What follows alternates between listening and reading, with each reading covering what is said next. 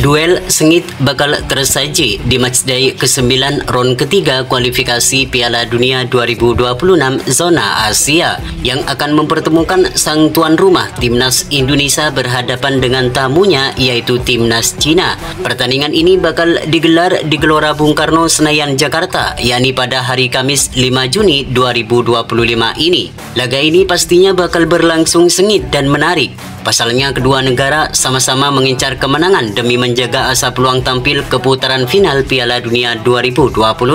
Timnas Indonesia yang di laga ini bertindak sebagai tuan rumah, mereka harus tampil dengan kekuatan penuh di hadapan ribuan supporter sendiri. Kemenangan merupakan harga mati bagi pasukan Patrick Kluivert demi asa balas dendam atas kekalahan di pertemuan pertama lalu di Cina. Meski tidak mudah dikarenakan di laga ini Timnas Cina bakal tampil habis-habisan karena ingin bangkit setelah menelan 2 kali kekalahan beruntun dan menjadi juru kunci di tabel klasemen. Namun Jaidses dan kawan-kawan optimis kalau Timnas Indonesia mampu meraih kemenangan di kandang sendiri. Apalagi PSSI dikabarkan akan menambah beberapa pemain naturalisasi baru seperti Tristan Guejer dan Miliano Jonathan. Tentu dengan hadirnya beberapa pemain baru ini akan membuat kedalaman Timnas Indonesia lebih kuat di semua lini. Menghadapi Timnas Cina ini, Timnas Indonesia tidak akan diperkuat 2 pemain andalannya, yakni Marcelino Ferdinand dan Martin Paes.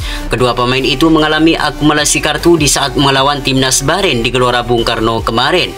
Lalu akan seperti apakah Patrick Kluivert meracik strateginya di saat melawan Timnas Cina di 5 Juni mendatang? Dan berikut ini merupakan potensial line up mengerikan Timnas Indonesia versus Timnas Cina di matchday ke-9 ronde ketiga kualifikasi Piala Dunia 2026 zona Asia.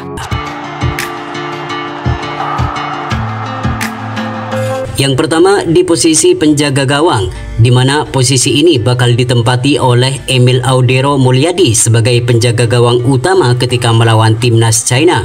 Martin Paes dipastikan bakal absen saat Timnas Indonesia melawan Cina karena akumulasi kartu kuning. Ini akan menjadi kesempatan bagi Emil Audero untuk menjalani debutnya bersama Timnas Indonesia. Soal kualitas, Emil Audero juga tidak kalah mentereng dari Martin Paes.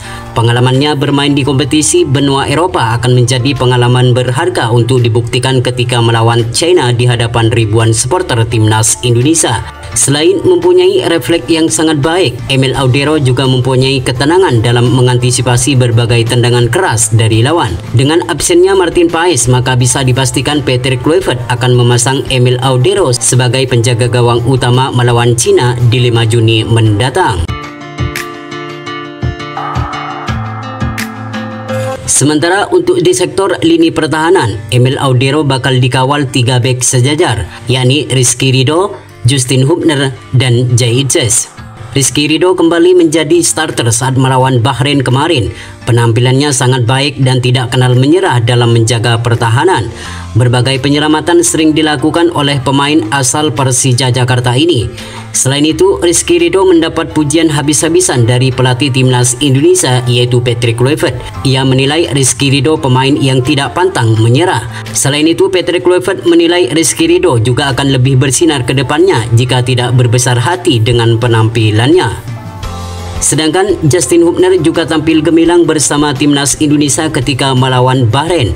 Beberapa penyelamatan sukses diperlihatkan oleh pemain asal Wolverhampton Wanderers ini. Meski usianya terbilang masih muda, namun keberanian pemain ini patut diapresiasi.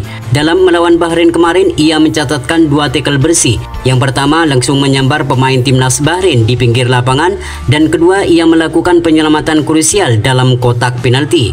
Melawan Cina nanti, Justin Hubner layak kembali menjadi starter di skuad Garuda. Sedangkan Jaidses menjadi benteng terakhir di lini pertahanan Timnas Garuda.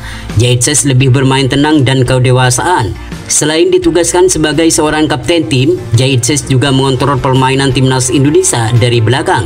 Selain itu, Jaidses juga akan ditugaskan untuk meladeni duel-duel udara yang kemungkinan bakal diterapkan oleh para pemain Cina. Sementara untuk sektor fullback kanan dan fullback kiri, di mana Sandy Walsh dan Calvin Verdong akan mengisi posisi ini. Hadirnya Kevin Dix membuat Sandy Walsh selalu menjadi pemain cadangan di skuad Garuda. Namun di saat melawan Australia dan Bahrain, penampilan Kevin Dix tidak terlalu memukau. Terlihat pemain asal Copenhagen ini selalu kehilangan bola dan passing yang kurang maksimal. Sandy Walsh nampaknya sangat cocok untuk menjadi starter saat timnas Indonesia melawan timnas China. Sandy Walsh mempunyai lebih banyak pengalaman di skuad Garuda. Selain itu, Sandy Walsh juga terlihat lebih tenang dalam menjaga pertahanan dan membantu penyerangan. Sedangkan Calvin Verdong, kita sudah mengetahui betapa apiknya sosok pemain yang satu ini. Sejak debut dengan timnas Indonesia, Calvin Verdong selalu konsisten di dalam penampilannya. Selain solid dalam menjaga pertahanan, Calvin Verdong juga jago dalam membantu penyerangan dan kerap kali menebar ancaman di pertahanan lawan.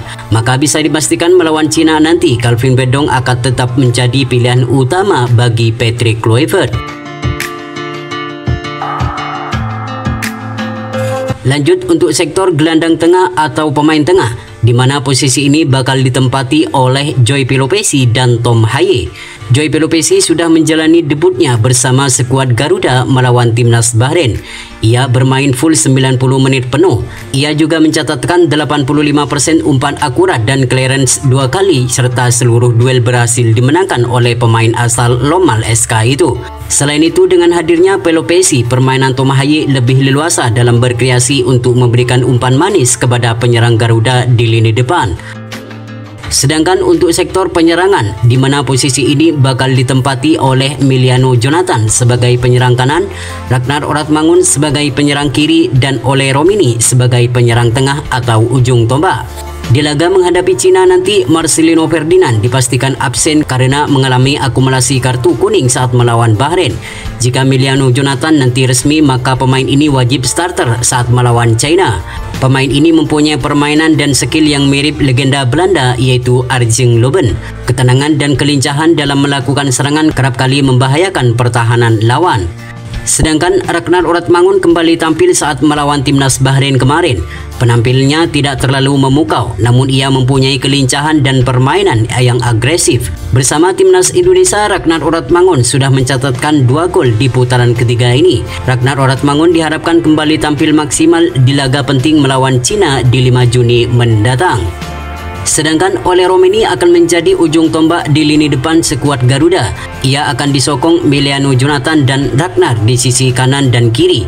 Ole Romini juga disebut sebagai sosok striker yang dicari di skuad Garuda saat ini. Pasalnya, ia melakoni 2 laga dengan mencantumkan 2 gol. Ole Romini diharapkan kembali tampil gemilang di saat melawan Cina nanti. Selain mempunyai naluri gol yang tinggi, Ole Romini juga mempunyai kecepatan dan skill yang mumpuni. Kelincahannya kerap kali merepotkan pertahanan lawan, maka tak heran jika pemain asal Oxford United ini selalu menjadi andalan di lini depan bersama skuad merah putih. Itulah prediksi formasi timnas Indonesia di saat timnas Indonesia versus timnas China di matchday ke-9 ron ketiga kualifikasi Piala Dunia 2026 zona Asia. Semoga di pertandingan nanti timnas Indonesia mampu meraih kemenangan agar mimpi bermain di Piala Dunia 2026 semakin terbuka lebar.